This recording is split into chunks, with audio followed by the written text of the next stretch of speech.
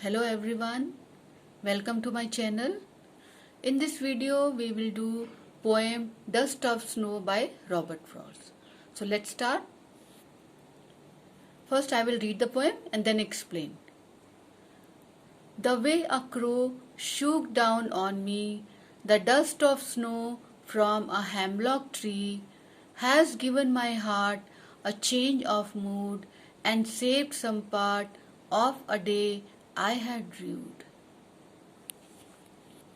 Now this is a very simple and short poem consisting of 2 stanzas only, but has a larger significance. कहने को तो poem बहुत छोटी है लेकिन इसका जो मीनिंग है वो बहुत ही सिग्निफिकेंट है.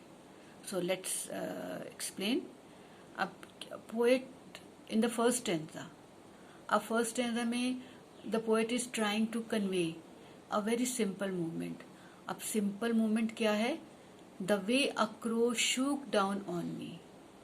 एक क्रो, एक पक्षी कहाँ बैठा हुआ है? हेमलॉक ट्री पे. And what is the movement? Shook down on me the dust of snow.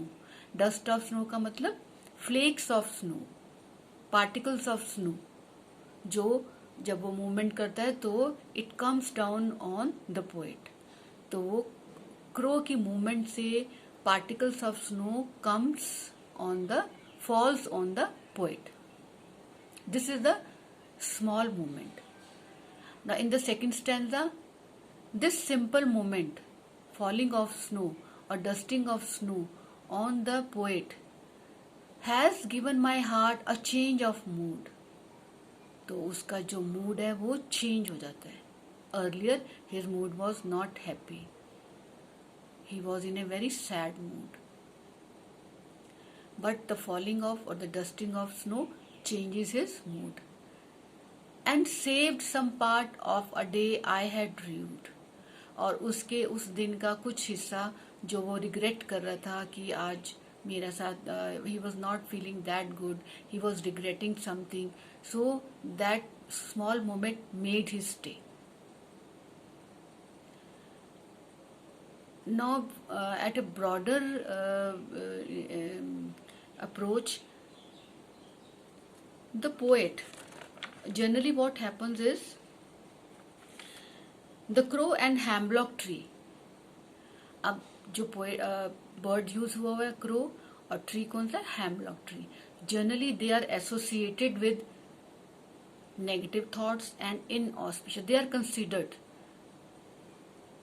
Negative and inauspicious.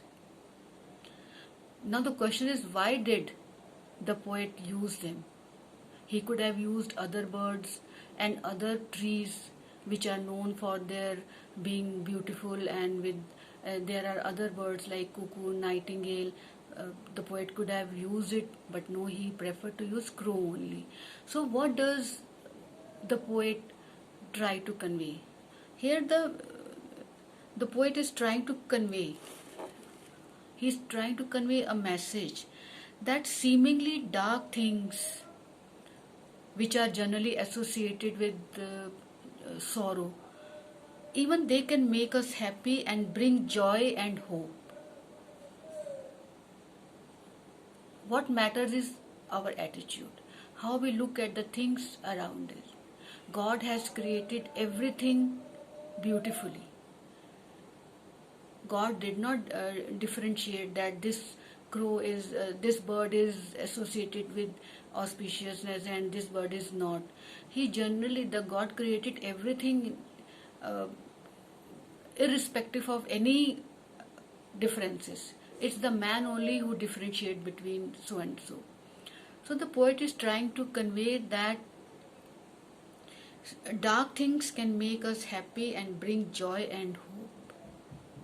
So this is the significance of the poem, that we should not differentiate between things created by nature or by God. So I hope you understand the poem. Please like and subscribe my channel.